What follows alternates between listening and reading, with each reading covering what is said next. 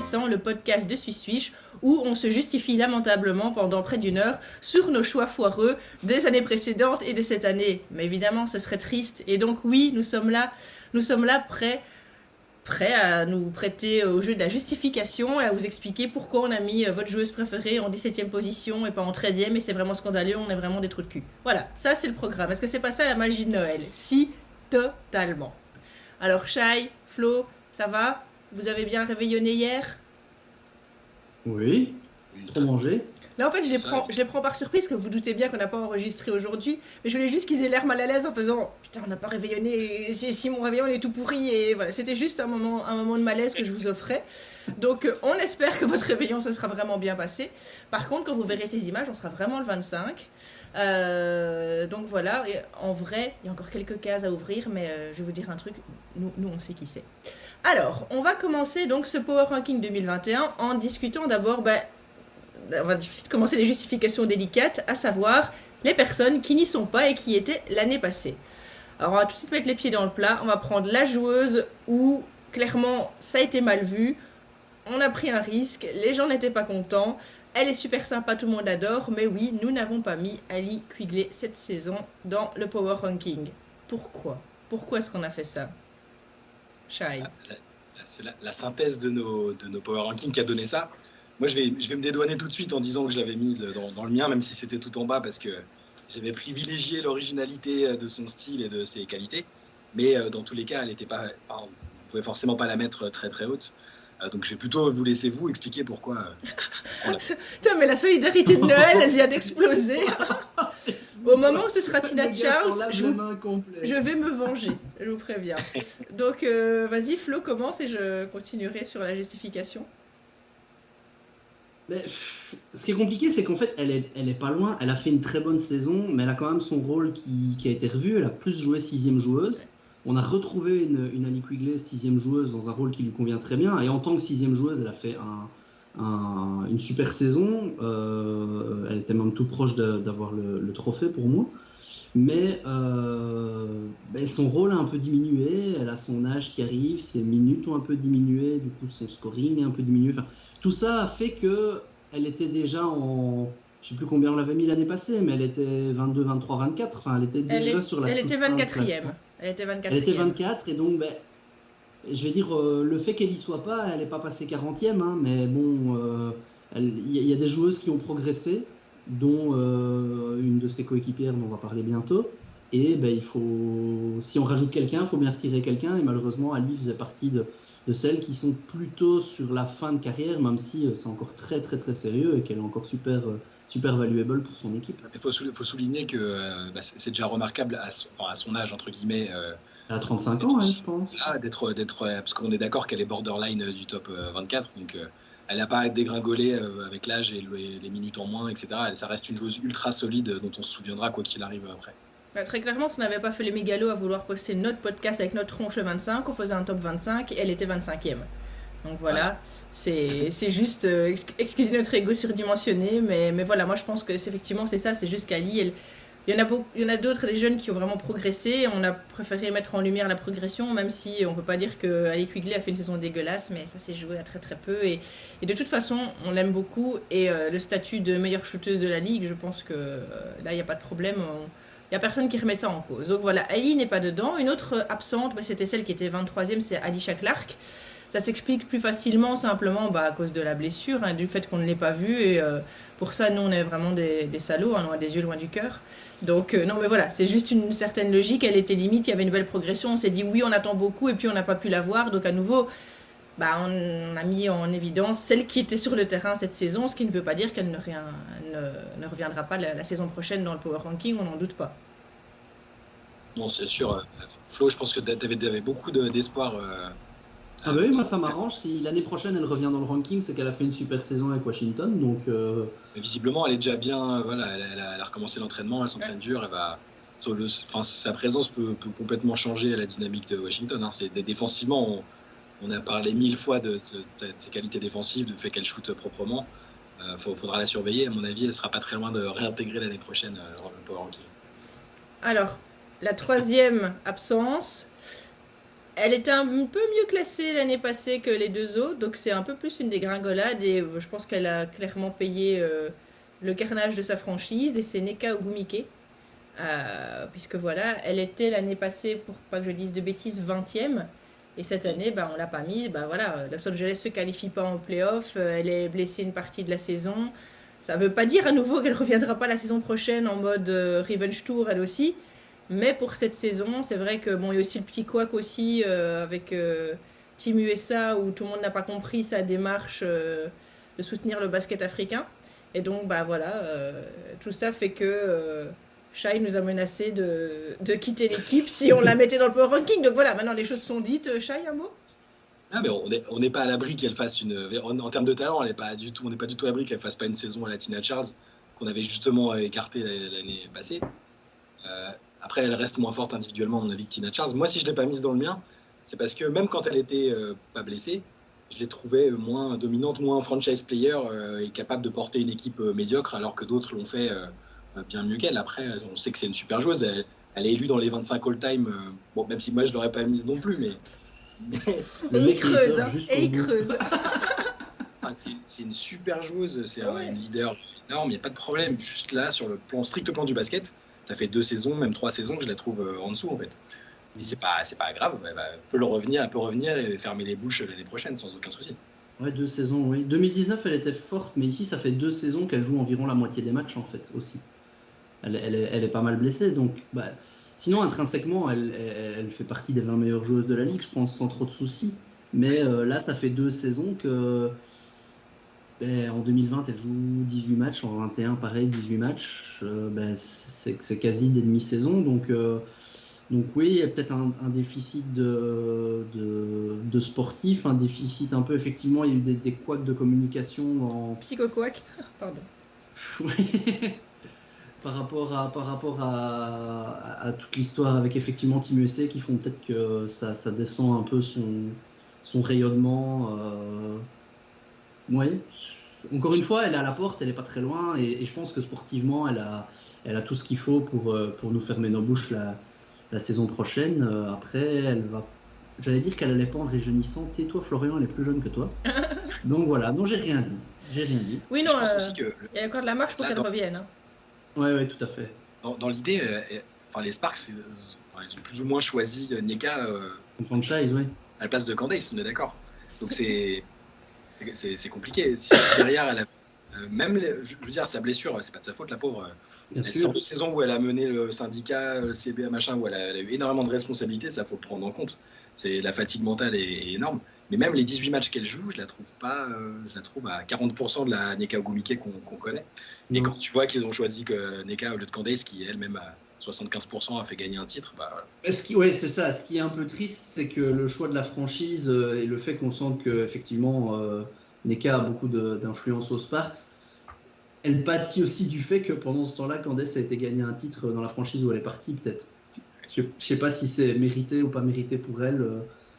Être celle qui reste du côté d'Eric Fisher, c'est jamais positif non plus, quoi. Ouais.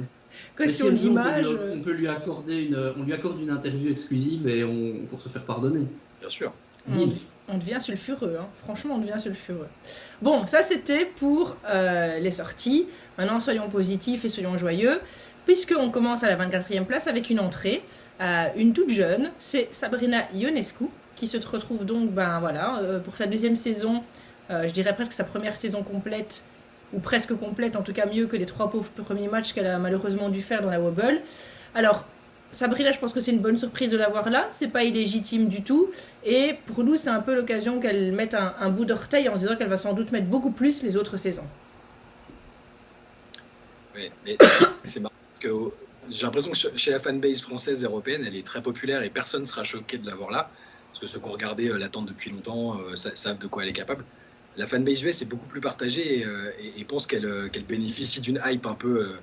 C'était la joueuse blanche médiatiquement très acceptée, acceptable, très talentueuse, mais un peu trop mise en avant par rapport à d'autres.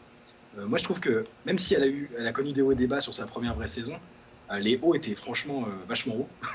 Honnêtement, le triple-double qu'elle sort en tout début de saison, le game winner à la fin, et même juste en fait, même quand elle est pas folle au niveau de l'adresse, qu'elle a des pertes de balles, elle finit avec, 7 ou 8 passes, et elle a une influence énorme sur le jeu, sans avoir de backup dans l'équipe. Je trouve que sa première saison était hyper impressionnante, déjà de ce point de vue-là. Donc la mettre me paraissait logique. Je crois qu'il y a des gens qui la descendent aussi parce que il y a eu énormément de hype quand elle était en NCAA.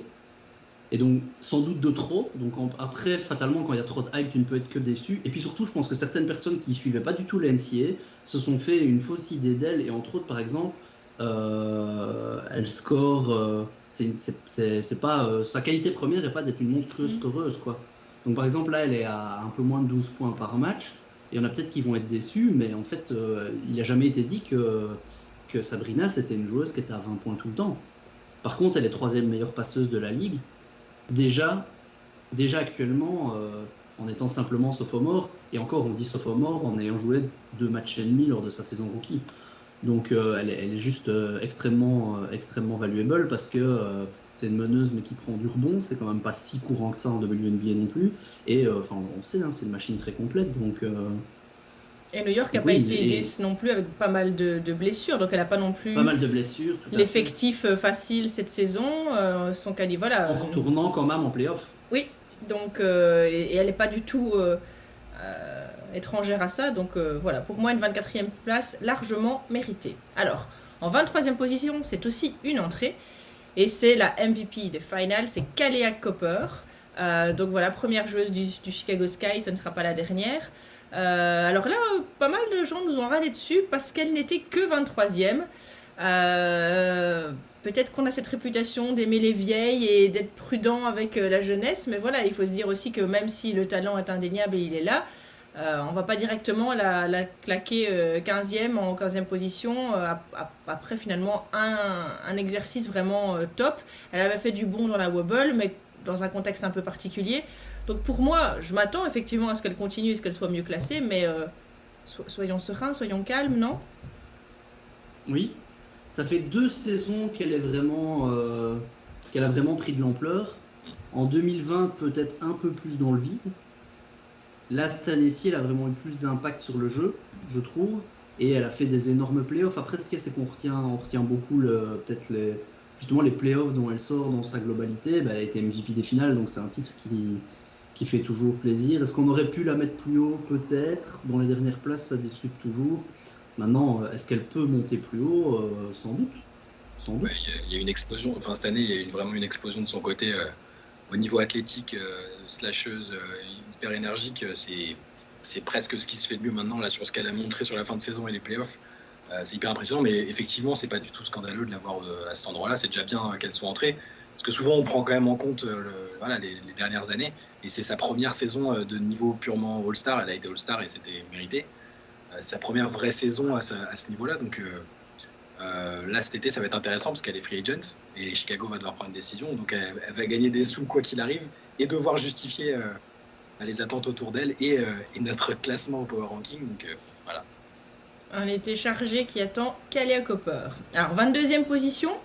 C'est une chute, mais c'est une chute un peu à la Alicia Clark, c'est-à-dire qu'on l'a pratiquement pas vu jouer, on l'a vu jouer 5 minutes, c'est Angel McCoughtry qui se retrouve donc en 22e position. Elle a joué, je pense, si je dis pas de bêtises, 2 minutes contre Atlanta, et puis c'est tout, elle n'a pas su faire plus à cause des croisés cette saison.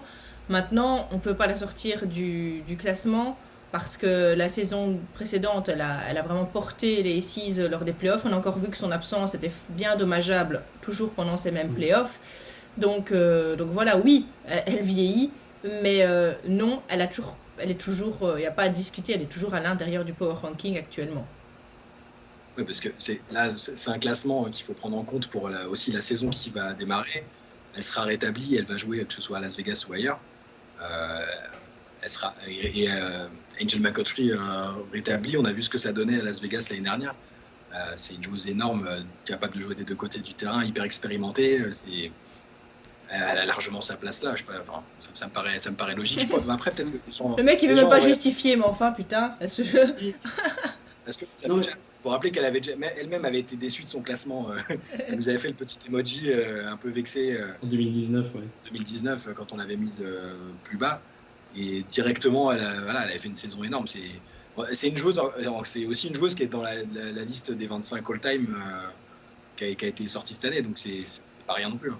On parlait d'Alicia Clark qui est sortie parce que blessure. Angel McCoughtry, il y a blessure, mais elle vient de nettement plus haut aussi. Ouais. C'est-à-dire que la saison 2020, c'est vraiment une des top joueuses de l'année, quoi. Elle était 17e dans notre ranking de 2020. Donc elle a perdu 4 places. Alors, la 21e joueuse, c'est encore, j'ai l'impression que c'est le même scénario. C'est une blessure qui l'a fait reculer.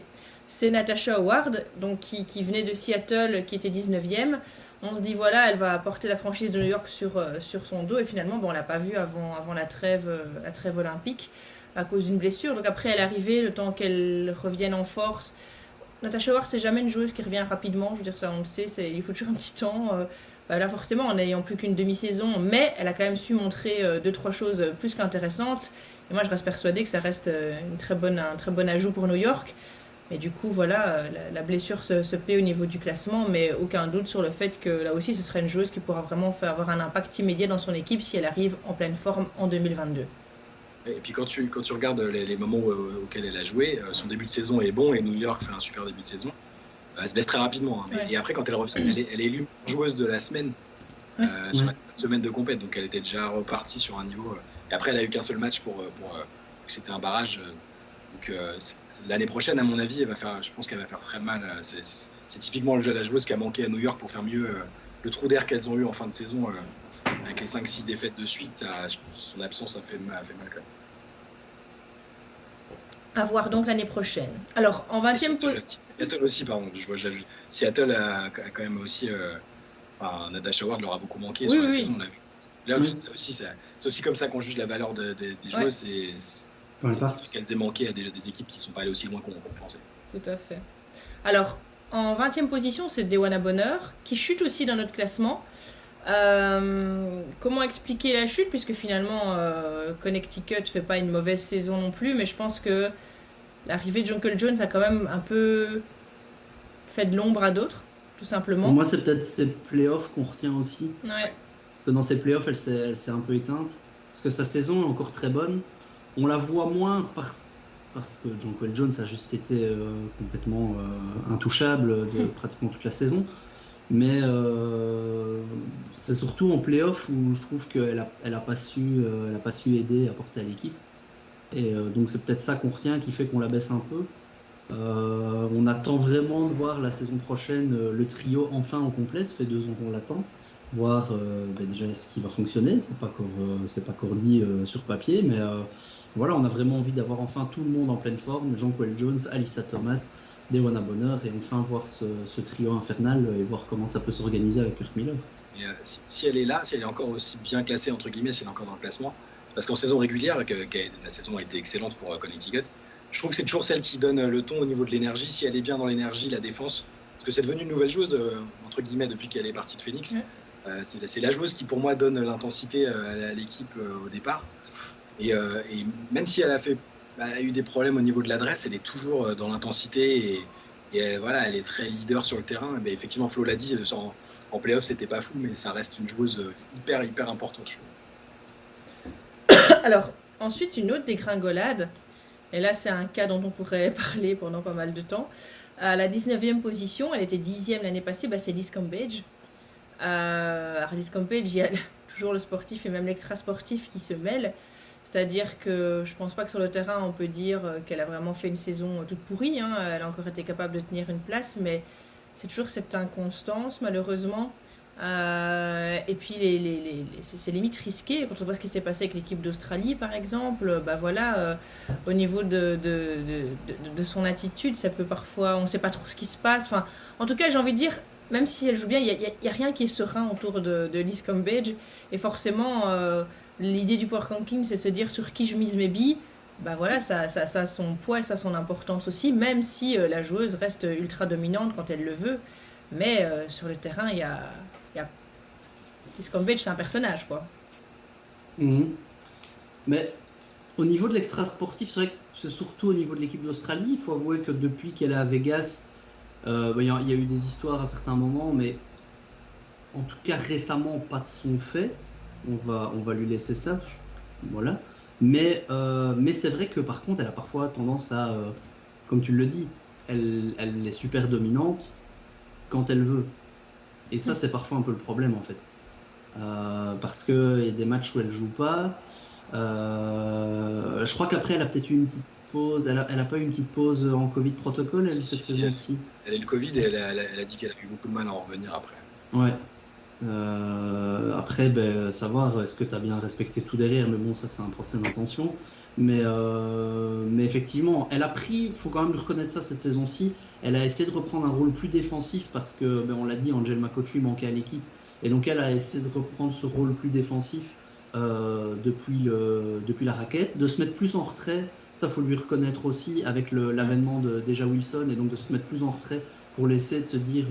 ok, c'est l'équipe de Eja, c'est Eja la MVP en titre, donc moi je me mets en retrait, je suis en numéro 2 dans l'équipe. Donc ça, c'est quand même tout à son honneur d'avoir fait cet effort-là. Alors, on aurait pu se dire qu'elle allait arriver en diva, ça n'a pas été le cas du tout. Non. Mais bon, en contrepartie, si on se met en numéro 2, on se met en numéro 2. Et donc, dans un power ranking de qui va être la joueuse sur qui on compte, effectivement, elle descend un petit peu parce qu'elle a sans doute fait une saison un peu moins rayonnante qu'elle n'aurait pu. Oui, en fait, c'est tout à fait logique, son positionnement dans le power ranking par rapport à son rôle dans l'équipe, tout simplement. C'est en adéquation. Ouais, tout à fait. Rien à rajouter, Shai, tu es d'accord avec tout ça? Flo a dit exactement ce que je pensais pour le coup. Donc, ça, c'est beau. Alors, une autre chute encore, on est vraiment dans la zone compliquée. C'est Diana Taurasi qui est numéro 18, elle était numéro 9 la saison passée. On l'aime toujours autant. Elle a fait des trucs de fou. Maintenant, on peut pas nier à nouveau que la défense, ça devient vraiment de plus en plus compliqué. Et elle a quand même parfois salement vendangé cette saison. Alors, elle est toujours capable de ses coups de génie, de ses coups de folie incroyables. Et rappelons-le, elle est 18e à 39 ans. Donc, ou à 38 ans, 38, 39. Oui, c'est ça. Donc, attention, c'est pas du tout un manque de respect. Hein. C'est juste qu'à un moment, même si on aime très très fort, on peut pas... Je me fais une note mentale à moi-même, Stéphanie, on ne peut pas vivre dans le passé. Stéphanie, on ne peut pas vivre dans le passé. Donc il faut bien tout doucement faire reculer Diana Taurasi, parce que même si je pense que je continuerai encore à lui confier les dernières minutes d'un match, si ma vie en dépendait, je lui donnerais la balle, je fais vas-y ma grande, éclate-toi. Voilà, l'impact général est moins grand, et donc la 10e place, c'est bien 39 ans qu'elle a, est compréhensible, même si voilà, ça fait mal de la faire reculer, mais on n'a pas le choix. C'est dans la lignée de ce qu'on disait avant. En fait, là, on choisit des joueuses qui sont encore capables de porter théoriquement une équipe sur leurs épaules. Là, à Phoenix, alors il y a eu plein de matchs où elle était très importante, où son scoring a été important. Mais l'équipe, cette année, était tenue par Brittney Griner et Skylar Diggins-Smith, et Diana était plus entre guillemets en deuxième, troisième option, et c'était pas elle qui, voilà, tu parlais de sa défense, elle était ciblée plus que n'importe quelle autre saison par les attaques adverses, et ça devient handicapant. Après, on peut pas, voilà, on peut pas la sortir, la descendre plus, parce que c'est presque irrespectueux, vu le talent qu'elle a encore, sa moyenne au scoring, le nombre de paniers à 3 points qu'elle est capable de mettre dans un match. Voilà, je pense que c'est une place juste, même si ça va forcément décevoir des gens, mais c'est sa place logique. Écoute, elle a eu le trophée de la GOAT cette saison, donc ça va, je pense que ça adoucira si jamais elle voit notre power ranking. Diana, rappelle-toi, t'es quand même la GOAT, donc ça va aller, quoi. Alors après, en 17e position, on a aussi une petite chute, Nafisa Collier. Alors, en plus, cette saison, il y a de fortes chances qu'on ne la voit pas. Voilà, elle a eu une saison quand même un petit peu en demi-teinte. Ça reste de la demi-teinte de joueuses de ouf qui sort de Yukon, hein, donc il n'y a pas de problème, c'est pas une saison dégueulasse, mais un petit peu décevante peut-être. Et c'est vrai que là, voilà, elle va être maman, donc ça c'est super pour elle, mais du coup ça fera une saison blanche aussi, donc tout ça fait qu'elle a un petit peu reculé, mais à 25 ans on s'inquiète vraiment pas, c'est loin d'être c'est parfois un petit peu en arrière pour en refaire 2 en avant après. Donc voilà, que les fans des Lynx se rassurent, il n'y a pas de problème. Surtout qu'elle est toujours... on est à quoi, 17e place, c'est ça, on est quasi top 15. Donc en fait, c'est juste qu'on la voyait vraiment sur une progression, et qu'en fait, cette année-ci, elle n'a pas régressé, mais elle est peut-être juste restée au même niveau que ce qui était son niveau de la saison passée. alors qu'on l'imaginait peut-être continuer, déjà être dans la discussion de la MVP ou ce genre de choses. Elle n'a fait entre guillemets que aussi bien que la saison passée, là où d'autres joueuses ont peut-être vraiment plus progressé autour d'elle. Donc après, il faut faire des choix, on en bouge certaines. Dans l'équipe de Minnesota la saison passée, je trouvais que c'était vraiment elle qu'on voyait en premier dans l'équipe qui ressortait le plus. Cette saison-ci, pour moi, c'était pas elle qui ressortait en premier dans l'équipe, une de ses coéquipières un peu plus âgée. Et donc voilà, elle perd quelques places en restant 17e, ce qui est quand même plutôt plus qu'honorable. Et encore une, elle a largement le temps de remonter dans les saisons à venir. Elle a des circonstances atténuantes aussi, je pense, parce que c'est la première fois de sa carrière qu'elle joue. Enfin, elle a fait un enchaînement assez costaud pour la première fois de sa carrière. Elle a joué à l'étranger pour la première fois. Ouais. Le BLMA l'a crevé. Non. Team USA aussi. Voilà, même si elle n'a pas eu un temps de jeu énorme, voilà, elle s'est pas trop reposée, quoi. Donc ça peut aussi expliquer par le léger creux. On s'attendait à ce qu'elle soit. Je me souviens que dans les pronos, voilà, je ne sais plus qui l'avait mis en potentiel MVP, ou voilà, on pensait que c'était. Moi je crois que j'étais chaud, moi, mais je ne sais plus si je l'avais mis, mais en tout cas c'était chaud. Je voyais bien la continuité de la progression, mais ça se défend parce qu'elle est énorme en défense et énorme en attaque théoriquement, donc voilà, c'est une petite un petit obstacle de milieu de début de carrière, on ne se fait pas de soucis pour elle. Alors à la 16e position, c'est une entrée, et ça me fait réaliser qu'en fait on a oublié de parler d'une sortie tout à l'heure quand on a cité les joueuses qui n'étaient plus dedans. On a oublié le fait que Chelsea Gray était sortie du Power Ranking. Alors, elle pourrait aussi avoir sa place, très clairement, elle était tout près, mais voilà, peut-être une certaine inconstance, peut-être aussi une petite, à nouveau, payer la déception, peut-être on attendait les Aces championnes, ça n'est pas arrivé, et donc voilà, Chelsea Gray est malheureusement sortie du Power Ranking, mais l'entrée dont je vais vous parler, elle est 16e, c'est Betnay Jalani.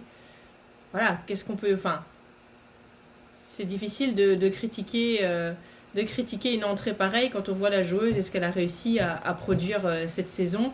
Donc elle, c'est finalement la plus forte entrée dans le Power Ranking, puisqu'elle n'y était pas l'année passée, et que boum, la voilà à la 16e place. Mais Chelsea, pour être tout à fait transparent, ça fait vraiment partie des discussions qu'on a eues pour décider les places 23-24. Donc elle fait partie du lot qu'on devrait mettre dans une espèce de top 28 virtuel. Et là, pour le coup, pour Chelsea, moi j'ai trouvé cette année que les Aces étaient meilleurs quand Kelsey Plum était en contrôle du ballon, et c'était pas Chelsea en fait. Donc c'est ça qui m'a fait ne pas la mettre dedans. J'ai trouvé qu'elle était, voilà, de temps en temps elle sort des énormes shoots, des passes venues d'ailleurs, mais c'était un peu mièvre par rapport à ce qu'elle est capable de faire.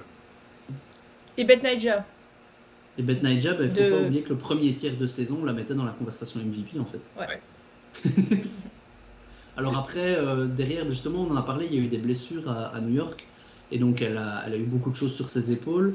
Avec sa progression l'année passée, je pense qu'elle avait déjà fait partie des joueuses avec qui on avait hésité dans les tout derniers postes à la faire déjà rentrer l'année passée. Elle n'avait pas fait le cut.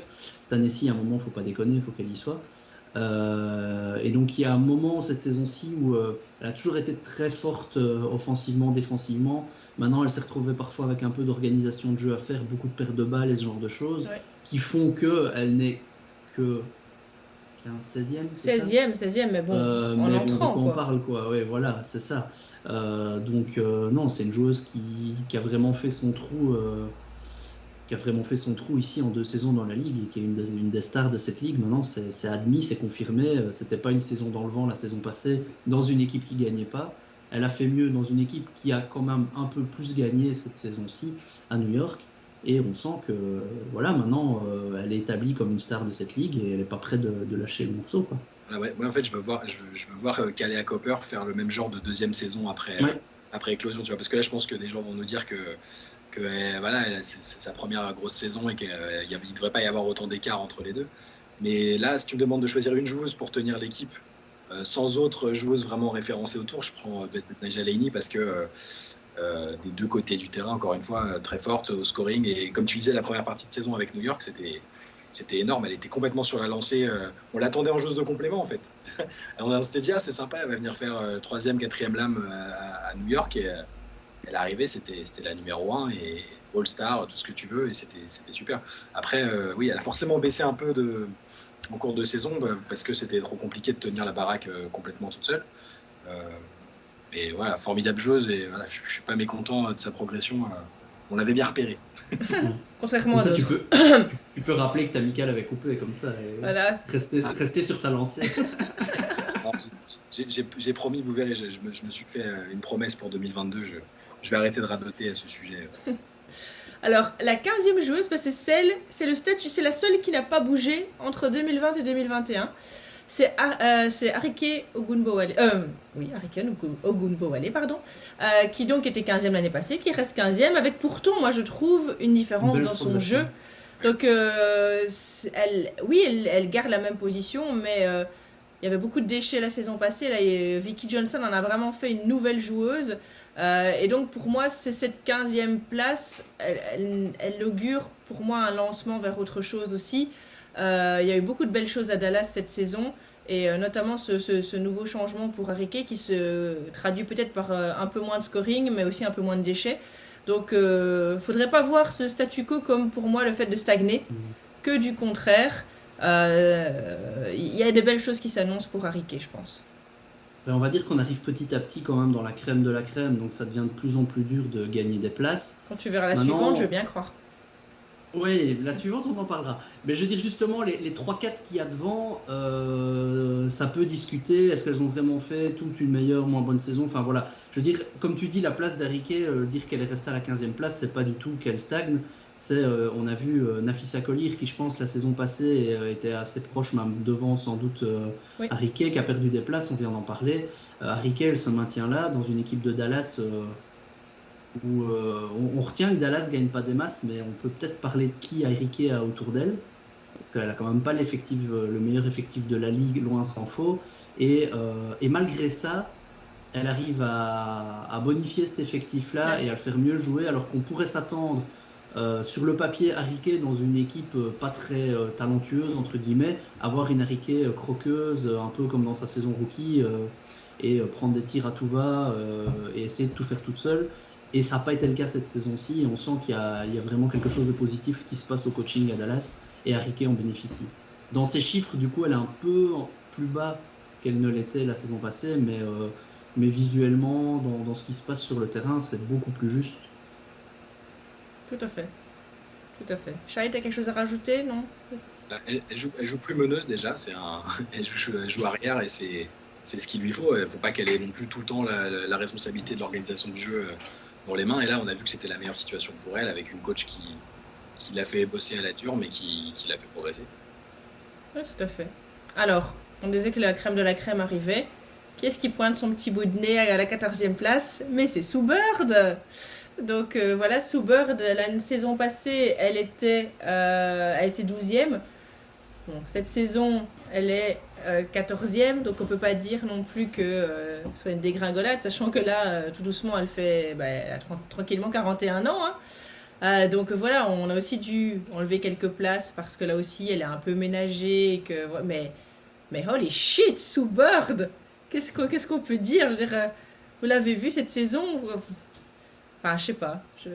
Sue Bird into my veins pour l'éternité, quoi.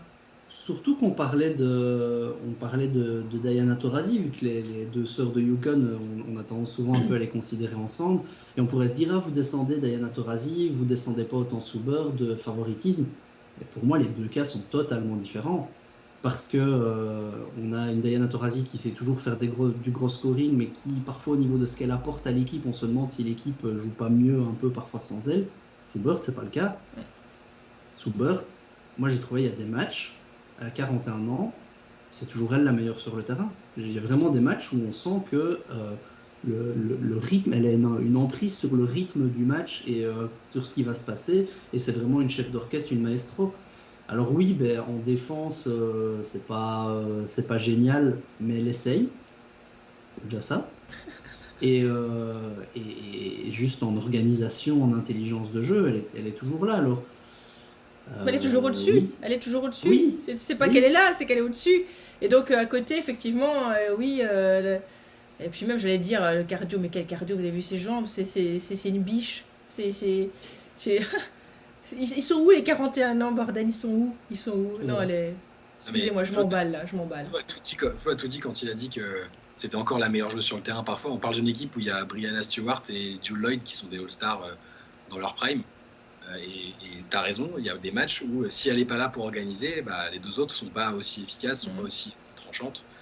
Elle est toujours. On n'a pas envie qu'elle s'arrête et c'est pas du favoritisme de la mettre là, c'est juste. C'est encore une des 2-3 meilleures joueuses à son poste en WNBA à 40 ans. Écoute, c'est bien simple, la différence entre Subert sur le terrain et Subert qui n'est pas sur le terrain, c'est 9 points d'offensive rating. Ça veut dire que quand elle n'est pas sur le terrain, quand elle est sur le terrain, elle rapporte en moyenne 9 points de plus que quand elle ne l'est pas. Voilà, toujours à droite à 3 points. Elle reste hyper fiable, quoi. À chaque power ranking, on dit on espère qu'elle va jouer jusqu'à 45 à l'argent, mais elle peut continuer comme ça sans problème. Il n'y a pas l'espèce de déclin parfois un peu gênant de Taurasi sur certains aspects, hein. Pas partout. J'espère qu'elle m'entend pas, sinon le déclin un peu gênant. Rends-le vite chez toi et ne laisse pas traîner tes coordonnées sur le net. Voilà, mais vous voyez ce que je veux dire, où on se dit voilà. Et il n'y a pas ce côté où on a l'impression qu'elle cherche un second souffle. Elle est toujours en contrôle de tout et c'est trop fort. Ok. Le déclin un peu gênant, je pense que je devrais le mettre comme citation en fin du podcast. Ça va m'envoyer un gang d'argent. Mais tellement. Toi, t'es mort. Alors, décidément, je parle vraiment trop vite parce que j'oublie Chelsea Gray. Je vous dis qu'il y a personne qui est statu quo, mais si, il y a une deuxième joueuse en fait qui est restée au même stade. C'est la numéro 13 et c'est notre Emma Messeman nationale. Alors, vous allez me dire, elle n'a pas joué. Ok, mais quand on regarde le power ranking, on regarde évidemment ce qui se passe aussi en overseas et on regarde aussi les équipes nationales. Ça a de l'importance aussi. Alors oui, Emma n'a pas joué. Mais si vous avez regardé les Jeux Olympiques et l'Euro, vous avez vu à quel point elle continue de porter complètement la Belgique sur ses frêles épaules. Vous avez vu qu'elle avait encore gagné avec Kat. Donc, on part du principe que si maintenant, demain, elle revient en WNBA cet été, enfin, demain, non, donc du coup, si elle revient cet été en WNBA, elle reste pour nous en tout cas, une des 13, on dirait aux alentours de la 13e joueuse à vouloir avoir dans son effectif. On sait maintenant que ce ne sera pas spécialement elle qu'il faut mettre en franchise player, mais par contre, comme lieutenant, comme deuxième joueuse de luxe, c'est sans doute peut-être la meilleure. Et donc, voilà, pas de raison spécialement de la faire baisser parce que elle n'a peut-être pas joué en WNBA, mais elle a joué au basket, et quand elle a joué en basket, oh my! Et surtout qu'elle n'a pas joué, mais pas parce qu'elle était blessée. Oui, donc il n'y a oui, pas de question qui se pose. Non, on ne se demande pas si elle va revenir en forme. L'année passée, quand Jonquel ne joue pas dans la Webble parce que pour le Covid et tout ça, de mémoire, dans le Power Ranking, elle a peut-être perdu 1 ou 2 places, mais on ne l'a pas descendue en flèche parce qu'on se dit, si elle revient, elle est toujours aussi forte qu'avant. Et la réalité nous a montré qu'elle est même revenue bien mieux. Donc Emma, elle nous a encore montré, comme tu l'as dit, dans les échéances internationales et avec ECAT, que non, il n'y a pas de souci, le basket, elle gère, elle est au top de sa forme. Elle n'est pas dans un âge où on peut se dire qu'il y a un déclin parce qu'elle est en fin de carrière du tout. Donc il n'y a pas de raison que si Emma revient demain, elle ne soit pas au niveau qu'elle est censée avoir. Je pense même que l'incertitude autour de sa venue ou non en WNBA fait qu'on l'a mise si bas, sinon elle vaut mieux que la 13e place, je pense. Même si on a accepté le fait qu'elle aurait sans doute du mal, de par la nature de son jeu, à être une franchise player unique, dominante et soliste, voilà, c'est une des meilleures joueuses du monde tout court en termes de panoplie et tout ça.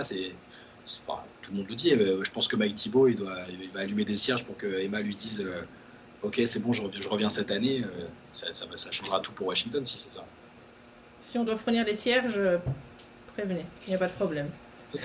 je veux bien aussi. Alors, deuxième position, grosse progression de la 21e à la 12e place, et c'est pour Jewel Loud de Seattle, qui effectivement, voilà, il y avait un peu de place à cause des départs de Seattle, et il n'a pas fallu longtemps pour qu'on prenne vraiment la mesure de son talent, avec une saison et quelques performances dantesques. Donc il n'y a pas grand, enfin voilà, ça reste clairement, finalement quand on voit ça on se dit presque qu'on aurait pu discuter MIP, Mais bon, elle était déjà tellement forte avant, mais alors là, cette année, il y a eu 2-3 Ouais. perfs. Ouf.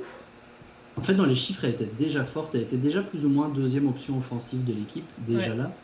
Mais je sais pas comment dire, elle a pris plus de place de façon globale dans le leadership. Mm.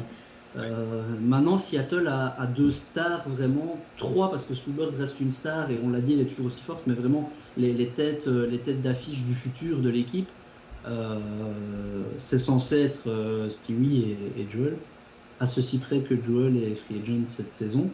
j'allais Et dire. que du coup, il y a deux. Le fan, enfin, un fan comme moi qui n'est pas spécialement fan de Seattle, qui est fan le plus global, je vais dire, et entre deux positions de se dire on a envie de l'avoir resté quand même, de voir ce que ça peut donner ce groupe-là à Seattle, et d'un autre côté, on se dit Joel Lloyd, est-ce que c'est pas une joueuse qui peut juste avoir les capacités d'être franchise player d'une équipe et prendre une équipe sur son dos et, elle est surnommée la Gold Mamba. Je trouve que dans tous les joueurs et joueuses qu'on veut rapprocher de Kobe, elle, je trouve qu'il y a quelque chose, même visuellement, dans sa manière de jouer, de jouer certains step back, certaines ISO, je trouve qu'il y a vraiment quelque chose. Et ouais, quand elle prend feu, c'est, c'est- c'est chaud. Moi aussi, enfin, comme toi, j'ai la curiosité de voir ce qu'elle peut faire comme vraiment option numéro un, comme franchise player. Après, il n'y a pas Vous, beaucoup vous d'équipes qui voulez peuvent. qu'elle aille à Indiana, quoi. Alors, peut-être pas Oh Indiana. non. Bah, quitte à poursuivre Il en faut l'affiliation Aux avec Kobe Sparks. et les Sparks, voilà. Ça me paraît être une situation.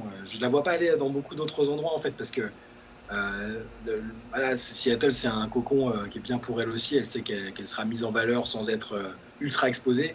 Et il n'y a pas beaucoup d'autres destinations où, avec le voilà, jaune et violet avec le numéro 24 dans le dos. ah ouais, c'est ça. Mais voilà, c'est quelque chose que je garde en tête. Et d'un côté, j'ai aussi envie qu'elle continue avec Seattle parce que c'est beau d'avoir une base, une base sur plusieurs années. Et Ouais, elle, parce Ouais. qu'il y a moyen, tu remets une ou deux pièces et tu vas rechercher un troisième titre pour elle, hein. Enfin, c'est une base plus que solide. Et Seattle a quand même été pas mal secoué. Alors, c'est pas parce que Liv est en année sabbatique avec nous qu'il faut complètement vouloir démembrer son équipe. Ce serait quand même On moyennement s'excuse. sympathique que quand elle revienne dans le podcast, elle ne fasse bande de salauds. Donc, elle peut rester à Seattle, il n'y a pas de problème. Alors, une autre progression pour la 11e place, c'est Skylar Diggins-Smith.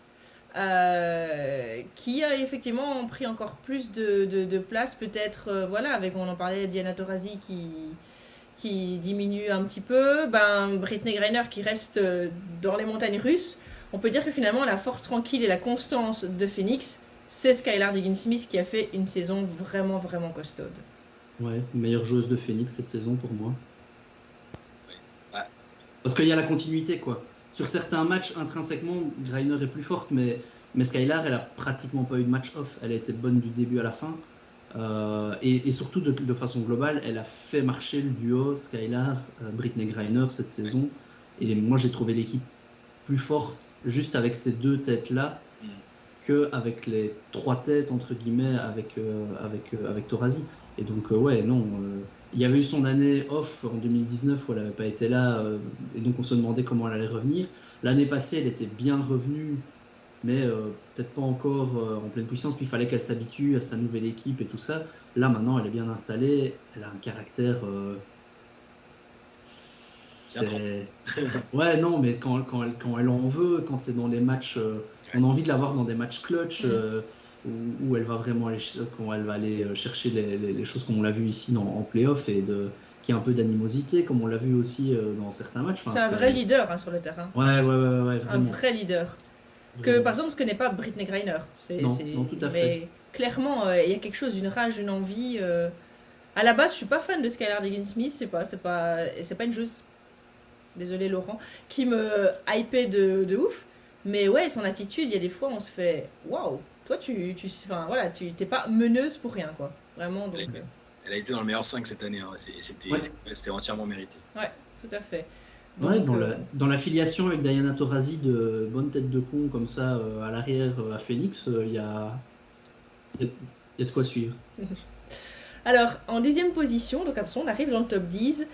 10, c'est Alyssa Thomas. Elle était 6e, donc forcément petite chute. Ben, en même temps, elle s'est quand même fait la pire blessure du basket, hein, tendon d'Achille. Elle est revenue dans une vitesse assez impressionnante. Maintenant, on ne pouvait pas la laisser exactement à la même place parce qu'elle n'est pas revenue. Enfin, voilà, on est en train de voir avec Prague qu'elle va revenir tout à fait comme avant et qu'il n'y a aucun problème. C'est juste que là, excusez-la, en 6 mois, elle n'est pas revenue à 100%, elle est revenue genre à 90%, 85%, et donc forcément, elle est passée de la 6e à la 10e place. Mais je pense que personne ici ne s'inquiète, surtout pas chez nous, du fait qu'elle va revenir tranquillement la saison prochaine. Alors, on va dans le même cas, est-ce qu'elle va rester à Connecticut? Ça, par contre, c'est notre incertitude. Peut-être que l'amour faisant, elle trouvera une nouvelle raison de rester dans le Connecticut.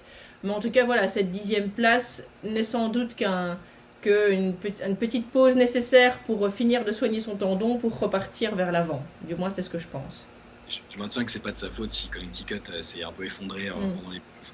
C'est pas son retour ou la gestion de son retour qui a fait. Je pense qu'il y avait d'autres soucis qui se sont manifestés finalement dans le contexte de playoffs.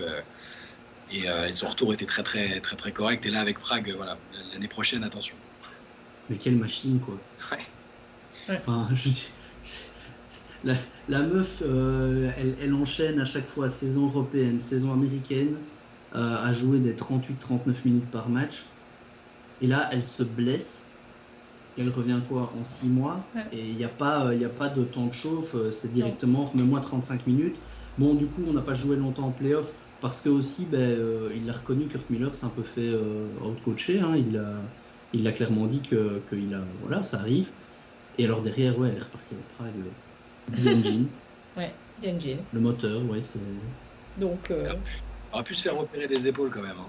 Mais bon. Elle aurait pu en profiter, c'est vrai. Ah. Ouais. Alors en parlant d'opération, la 9e, ça c'est une grosse chute. Et ça n'a pas été gai à faire. Mais en même temps, c'est une inquiétude plus que légitime puisque c'est Elena Delle Donne qui était 2e la saison passée.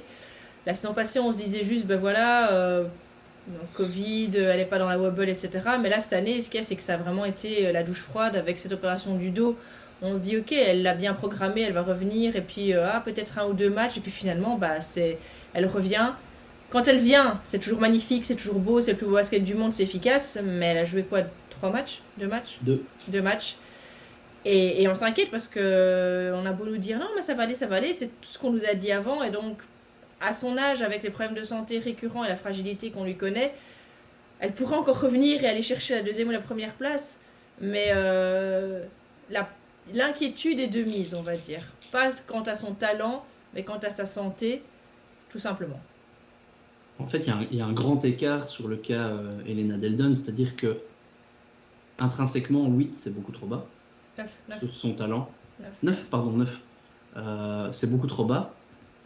Mais d'un autre côté, si on part sur le principe qu'effectivement on ne sait rien de sa blessure, c'est toujours la même blessure depuis 2 ans aussi, hein, ouais. Sur lequel il y a déjà eu des opérations, on a dit tout va bien, non, tout va bien, elle revient, puis elle repart, donc c'est que tout va pas bien. Là, de nouveau, comme tu dis, on a dit tout va bien, voilà. Et si on prend vraiment cet aspect médical-là, 9, c'est beaucoup trop haut en fait. Oui. Parce que si la meuf peut plus jouer plus que 15 minutes... Mais d'un autre côté, les 2 matchs qu'elle a joués, où on voit qu'elle joue à 50%, ça se voit qu'elle n'est pas à 100%. Et en fait, elle a encore une manière, limite, elle domine encore. Bien sûr. Ouais. Et donc, la 9e place, c'est une espèce de compromis grand écart à la Jean-Claude Van Damme entre la 2e place et la 30-40e place si elle a plus de dos. Et donc, on la laisse en 9. Et on va simplement dire en gros un truc qui n'est pas très vendeur, mais en fait, on ne sait pas. Voilà. Oui.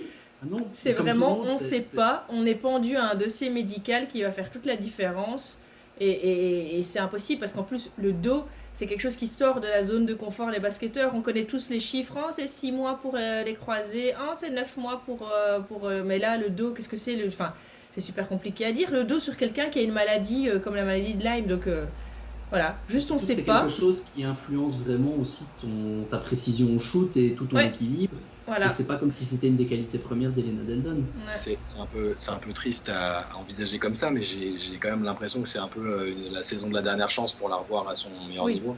Parce que là, c'était un peu dur, hein, mais si là, au bout de 5-6 matchs, parce que là, elle s'est pas reblessée en fait, c'est juste qu'elle se sent pas, elle sent que son dos va pas suivre en fait. Elle est pas sortie en se tordant par terre.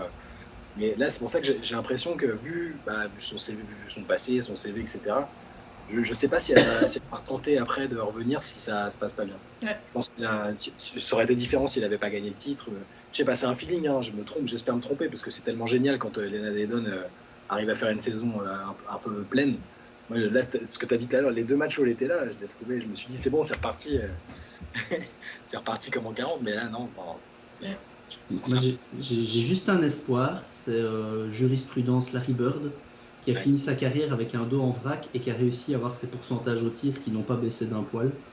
Donc voilà, mais non, on ne sait pas. On sait pas. Alors, ce qu'on sait par contre, c'est que Sylvia Fowles, elle nous a mis 10 places de progression dans la tronche. Parce que l'année passée, on disait, ah, mais elle est toujours bien dominante hein, pour une ancienne, elle est bien, dis donc, voilà. Et puis en fait, cette saison, elle a repris les lignes sur son petit dos. Et elle a continué à faire une saison de pété. Elle a continué à montrer qu'en défense, elle était intraitable. Elle a continué à montrer qu'elle était bien la meilleure rebondeuse de la ligue. Donc en fait, elle est à la 8e place. Et qu'est-ce qu'on peut dire de plus ?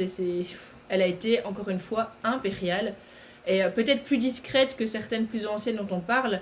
Mais sa longévité, elle force le respect aussi. Hein.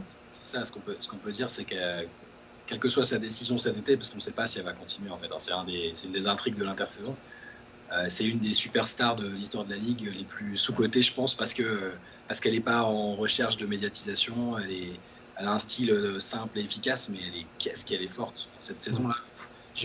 Personnellement, on s'attendait tous à voir Napheesa Collier justement monter en grade et Sylvia Fowles l'accompagner gentiment à côté, mais Fowles a vu que Collier était un petit peu moins fringante cette année et c'était parti. Enfin, là, elle est Defensive Player of the Year. Et même pendant un temps de la saison, c'est une discussion MVP aussi. Hein, c'est une joueuse phénoménale et j'espère vraiment qu'elle va continuer, même si le contexte à Minnesota me paraît un peu compliqué. Donc j'ai des doutes, mais voilà. Ce qu'il y a, c'est qu'en fait, on était resté un peu sur l'année de la Wobble aussi, où elle a été blessée toute la deuxième partie de saison, et donc sans doute que la première partie de saison, elle était peut-être pas à 100%.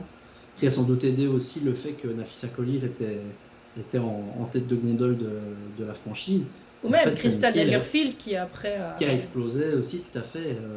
Et que cette année-ci... et que cette année-ci, elle est arrivée en pleine possession de ses moyens. Et oui, on n'en parle pas parce que c'est pas une joueuse qui gueule plus que ça sur le terrain, parce que tu vas pas la voir sur les réseaux sociaux s'épancher de choses, ou parce que peut-être que Minnesota est aussi pas la franchise la plus suivie médiatiquement, parce que c'est pas une ville bling bling ou ce genre de choses, mais juste sur un terrain, quand on regarde juste entre les 4 lignes ce qu'elle fait offensivement, défensivement, je pourrais comprendre, elle a 36 ans qu'elle arrête, mais sportivement ça n'a aucun sens qu'elle prenne sa retraite maintenant, quoi. Il n'y a pas de déclin, il n'y a pas de signe de déclin, il n'y a rien. Non, pas du tout. Donc on ne valide pas. Alors voilà, on signera pas le papier. Hein. Sylvia, c'est pas la peine de venir avec un je veux partir, personne ne signe ici. On va arriver au moment super gênant, mais méga gênant du podcast. Puisqu'à la 7e position, il y a Tina Charles. Et que Tina Charles, on l'avait pas mis dans le Power Ranking de la saison passée. Donc, à l'aube de la saison qu'elle vient de faire, là maintenant, nous, chez Switch, on s'est fait non. Elle a été absente dans la Wobble. Ces 2 dernières saisons New York, c'était pas top. Il faut bien faire des choix, vous comprenez. Et on l'a dégagée. Alors, comme Shai a fait le gros feu tout à l'heure à se dédouaner, en faisant non, moi j'ai rien à voir avec Annie Quigley. Moi je précise que l'année passée, j'avais laissé Tina Charles. Mais les autres, là, l'ont dégagé. Donc, allez, démerdez-vous maintenant. Allez. Mais moi, je trouve que ce qu'on a fait la saison passée pouvait se justifier au regard de ce qu'on avait la saison passée. La réalité, c'est juste que Tina Charles nous a fermé nos bouches monstrueusement. Et c'est elle, c'est juste elle qui l'a fait. C'est pas faux de dire qu'elle n'était pas dans la Wobble et que ces 2 dernières saisons à New York, même si statistiquement elles étaient correctes, franchement, tu regardais les matchs du Liberty, Steph, c'était moche, hein. C'était moche, il y avait des stats vraiment dans le vent. Alors il y avait plein de raisons, il y avait tout un contexte. Parfois cette saison, elle a aussi fait des stats dans le vent à Washington. Mais ça faisait moins de peine. Mais le niveau qu'elle a montré cette année-ci à Washington par rapport à ce qu'elle montrait les dernières années à New York, moi déjà je trouve que les premiers matchs, on a vu une chose, c'est qu'elle est arrivée affûtée physiquement, mais de bâtard. Je suis sûr qu'elle a juste passé tout son hiver, du coup pas son été, à bosser à la salle, mais comme une folle, parce qu'elle est vraiment arrivée, mais elle était fit de chez fit. Alors déjà, maintenant, à 3 points, c'est Stephen Curry. Je sais pas si vous... Moi, j'avoue que c'est pas la joueuse que j'ai le plus suivie avant qu'elle arrive à Washington. C'est pas la joueuse que je suivais le plus. Je n'étais pas du tout. Mais voilà, je dis que j'avais jamais repéré ça d'elle spécialement. Non. Et donc là, Washington, j'ai vu tous les matchs cette saison. Et c'est un shoot super plat, mais juste ça rentre quoi. C'est une espèce de passe de foot au-dessus de la tête et ça fait ficelle à chaque fois. Et il y a quand même tout un temps où elle a eu une petite blessure à un moment et en fin de saison, du coup, ça s'est un peu ralenti. Sinon, elle était juste partie pour faire la meilleure moyenne au scoring de l'histoire. Et là, elle en fait une des meilleures. C'est la 5e. Elle fait la 3e ou la 5e. Enfin, oui, elle est top 10, je ne sais plus exactement, mais elle finit à 23 et des points. Et à un moment, elle dépassait les 26 points de Torazi, quoi. Donc, c'est juste. Mais de quoi on parle, quoi. Donc, oui, effectivement, mea culpa. Moi, je pense que plutôt que de faire un mea culpa, on devrait se féliciter qu'elle ait cliqué un jour sur notre power ranking. Elle était partie pour faire un hiver en mode raclette et tout, et j'ai cassé des gueules pendant toute la saison. Je pense qu'on peut être responsable du Tina Charles Revenge Tour quelque part. Et justement, je serais curieux de savoir le nombre de fois où on a utilisé cette expression Revenge Tour en parlant d'elle tout au long de la saison, quoi. Ouais. Parce que purée, quoi, ce qu'elle a mis, c'est méchant, quoi. Non, mais en vrai, voilà, je suis tout à fait d'accord avec vous. J'étais d'accord mais c'est aussi chouette qu'elle soit sortie, mais c'est génial parce que... C'est génial de voir une joueuse comme ça revenir et proposer un niveau de jeu pareil. Et puis surtout, heureusement, parce que sinon, je veux dire, pour Washington, on finissait par se pendre. Hein. Heureusement qu'elle était là et il a fallu bien un petit moment de joie. Alors, en 6e position, c'est une championne WNBA, c'est Courtney Vandersloot. Alors oui, elle a perdu 2 petites places, mais c'est plus qu'anecdotique. Ça reste la meilleure meneuse de la ligue. Ça reste la générale en chef sur le terrain. Et cette année, voilà, on est très content pour elle parce qu'elle a été épaulée et qu'elle a chopé un titre qui était plus que mérité. C'est ça en fait. C'est-à-dire que ça peut paraître très bas. Elle vient d'être championne. C'est la meilleure meneuse de la ligue. Et même pour moi, c'est la MVP des finales, même si c'est Cooper qui a gagné. Pour moi, c'est celle qui a le plus de... Elle fait les meilleurs stats quasiment en global sur la finale. C'est elle qui a le plus d'emprise sur le jeu. Et d'un côté, c'est pas une franchise player soliste, on l'a déjà dit pour d'autres joueuses. Pour moi, c'est l'arrivée de Candace Parker qui l'a un peu déchargée de certaines responsabilités et qui lui a permis d'être aussi forte dans les moments clés de la saison. Donc 6, ça paraît bas, mais c'est difficile de la mettre plus haut. Si demain tu dis je commence à construire ma franchise avec une joueuse un peu dominante, elle est dominante par certains aspects, mais c'est pas elle qui va scorer en masse, mais c'est la meilleure meneuse. 6e, c'est bien. Je pense qu'il y en a qui vont être déçus et qui la mettraient plus haut. Mais... C'est parce que c'est une meneuse gestionnaire à l'ancienne aussi, donc tu peux pas vivre tout seul en étant par essence la meilleure passeuse de la ligue. Enfin, ça fonctionne pas. Après, il faut aussi avouer qu'elle a perdu des places parce que sa régulière est quand même un peu en deçà. Elle était bonne, hein, mais elle était un peu en deçà de, par exemple, les 2 saisons qu'elle venait de faire, 2019-2020, qui étaient vraiment très très fortes. Alors ça a plein de raisons. Il y a l'arrivée de Candace Parker, qui est quand même un animal qui prend de la place dans une équipe. Mais donc voilà, c'est ce qui fait qu'elle perd 2 places. Chicago s'est un peu cherché en régulière. Hein.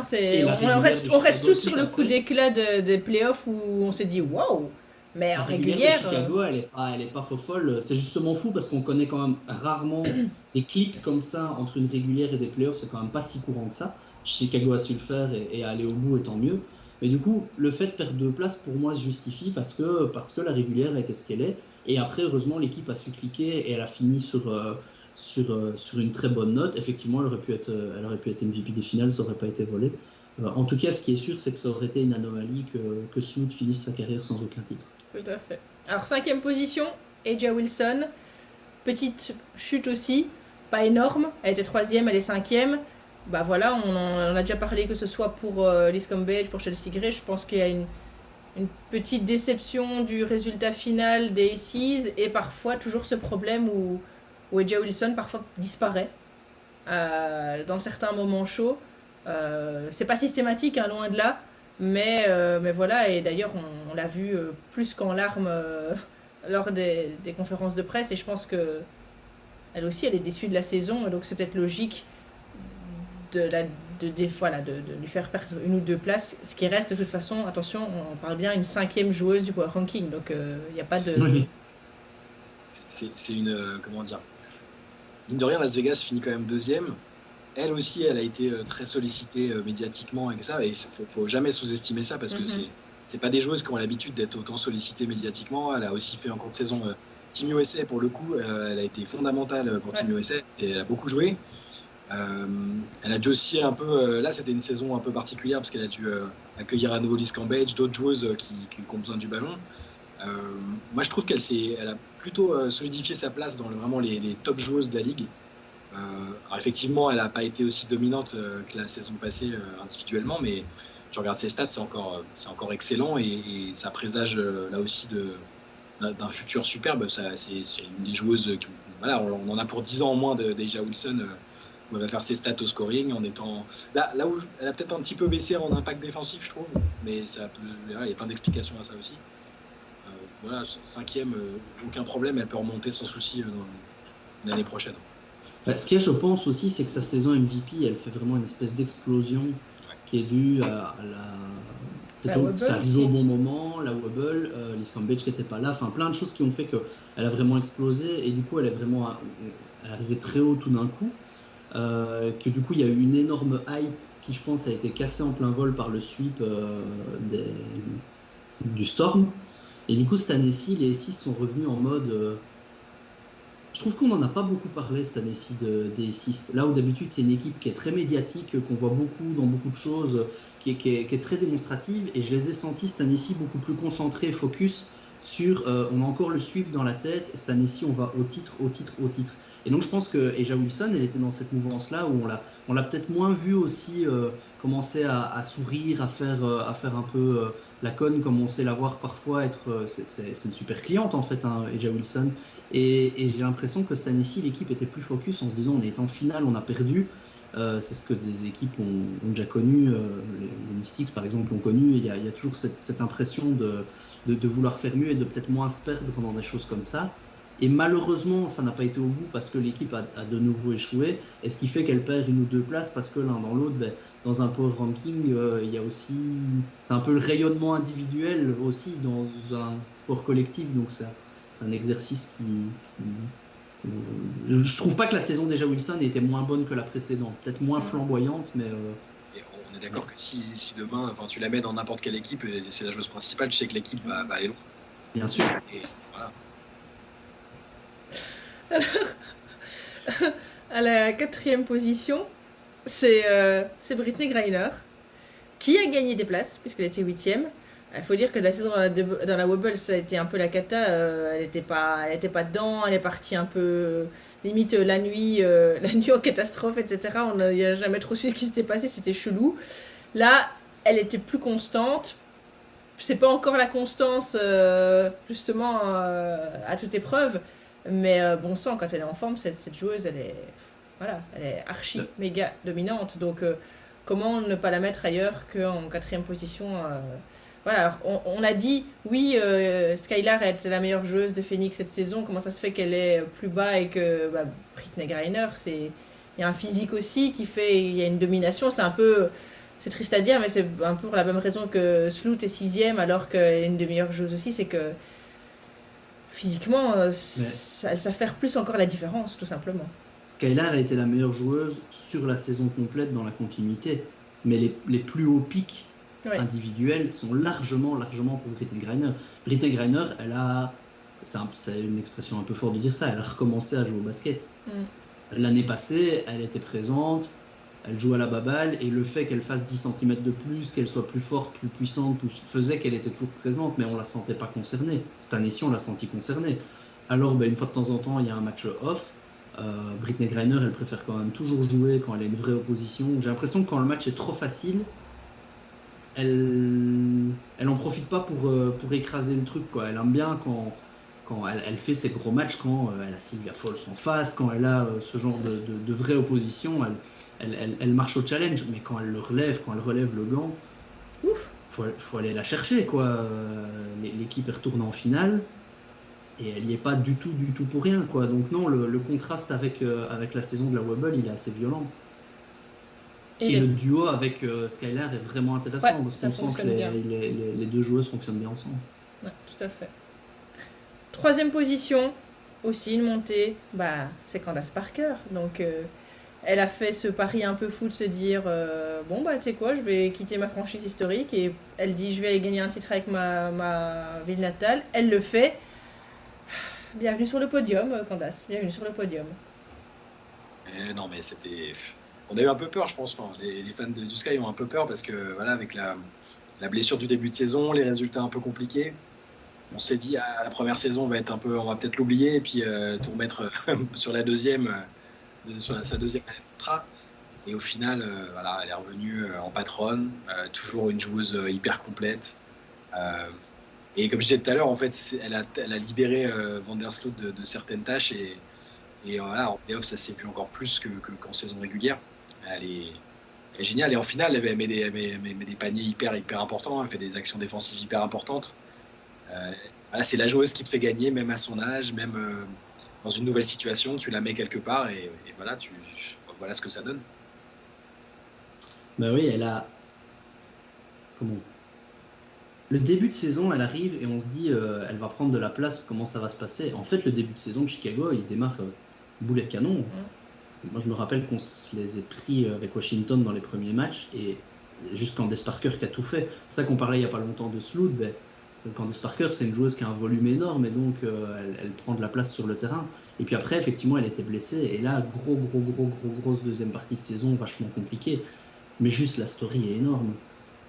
Je m'en vais, je pars, je prends le titre, merci Derek Fisher. Juste, ce titre-là, il est estampillé à vie Derek Fisher. Et donc la troisième place sur le podium. La troisième place. Merci Derek. Merci Derek. Alors, deuxième position, première position, il y a eu débat. Parce que les Belges avaient un avis et Shai en avait un autre. Qui, entre Brianna Stewart et Jonquel Jones, on allait mettre à la première position. Est-ce qu'on allait oser détrôner Stewie ? Papy Shai, accro aux traditions, voulait laisser Stewie. La France profonde, la France qui ne veut pas changer. Mais la Belgique est venue et a mis un grand coup de pied dans la fourmilière, et c'est comme ça qu'on s'est retrouvés avec Brianna Stewart en deuxième position et Jonquel Jones cette saison en première position. Flo, tu justifies comment notre choix commun et notre domination ? Moi, je dois avouer que sur la WNBA pure, je mettais vraiment les deux à 50-50. Dans le sens où, est-ce qu'on peut vraiment dire... La saison de Jonquel a été énorme, et elle est peut-être plus visible parce qu'en plus c'est une intérieure, il y a du rebond, il y a du contre, il y a plein de choses comme ça. Et Stewie, c'est juste écœurant de facilité tout ce qu'elle fait. Mais je veux dire, sur la WNBA, j'ai pas vraiment vu de différence. Par contre, moi, c'est juste l'enchaînement de la saison européenne avant la saison WNBA, donc tout ce qu'elle a fait avec E4, ce qu'elle a fait pendant la saison avec la Bosnie, et maintenant, ce qu'elle est de nouveau en train de faire en Europe. La fille s'arrête pas, quoi. Elle est vraiment en train de faire, pour moi, un peu l'équivalent de l'année 2018 de Brianna Stewart, justement, de juste partout où tu viens, dans toutes les équipes où tu viens, mais tu domines de manière monstrueuse. Alors, ça se joue à pas grand-chose, hein, honnêtement. On est en train de comparer deux très grands millésimes. Mais voilà, moi je trouve que c'est dans la continuité de ce qu'elle a fait sur tous les plans, que ce soit sélection, équipe européenne, équipe américaine, ou depuis plus d'un an. Depuis sa pause dans la Webble, en fait. Après la Webble, elle a pris sa saison européenne, et depuis, elle ne s'arrête pas de gagner. Alors il y a eu le couac ici, effectivement, en play-off, mais qui, comme pour Alyssa Thomas, je ne le mets pas vraiment sur la tête de Jonquel Jones non plus, en play-off. Et donc voilà, Jonquel Jones, elle a pris son titre de MVP. Je vois même pas trop qui aurait pu lui contester cette année-ci. Et toi, Shai, qu'est-ce qui te poussait à mettre encore Brianna Stewart en première position ? Drogue, alcool ? Je suis parti dans l'idée que si demain, flingue sur la tempe, tu me demandes quelle joueuse tu prends pour aller chercher un titre, quelle est ta joueuse numéro 1, je prends encore Stewie parce que là, en fait, j'aurais bien aimé aussi voir Seattle parce que Brianna Stewart s'est blessée quand même avant l'élimination. Ouais, tout à fait. J'aurais bien aimé voir, tu vois, la narration aurait peut-être changé un peu si Stewart avait été là. Après, je suis pas scandalisé par Jonquel, que j'adore en numéro 1. Sa saison est fabuleuse et c'est effectivement à l'échelle mondiale, c'est peut-être la joueuse la plus dominante, même si Brianna Stewart, elle est MVP des JO d'ailleurs, hein, d'accord. Elle est MVP de la finale, c'est la meilleure joueuse encore. Avec Ekat, elle est MVP de la finale d'Euroleague. Donc il y a des arguments des deux côtés. Sur la dynamique actuelle, ouais, Jonquel, elle est peut-être un peu au-dessus, mais voilà, c'est comme ça que je justifie Brianna. Pour moi, c'est la meilleure joueuse du monde, la plus complète, et celle qui te fait le plus facilement gagner. Parce que j'aurais peut-être pas dit la même chose si Jonquel avait réussi à franchir l'obstacle avec le Sun à la fin. C'est pas entièrement de sa faute, hein, t'as raison, mais c'est la joueuse censée être dominante et elle a pas mis dedans au moment où il fallait. C'est vrai. Je fais mes grands airs, mais en vrai, il y a vraiment, vraiment de quoi discuter. Et mettre si oui en numéro 1 n'aurait pas du tout été un sacrilège.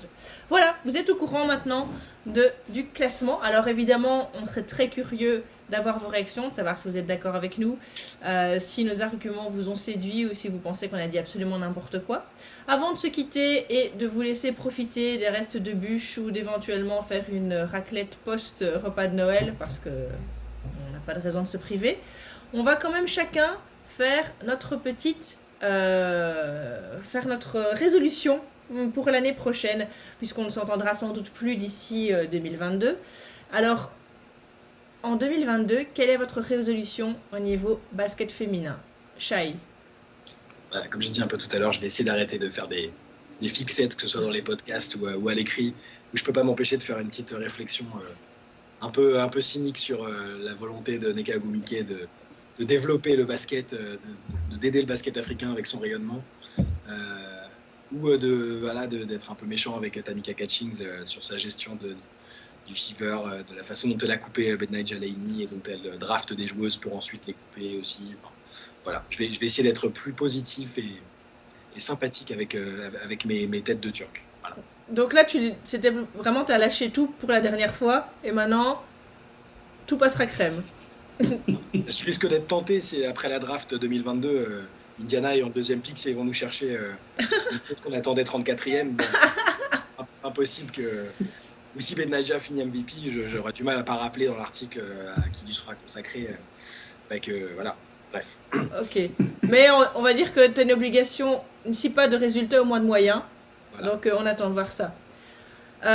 Flo, une résolution? Moi, en fait, ma résolution est la même que la tienne, donc je te laisserai la dire, mais j'ai plutôt une petite demande au Père Noël.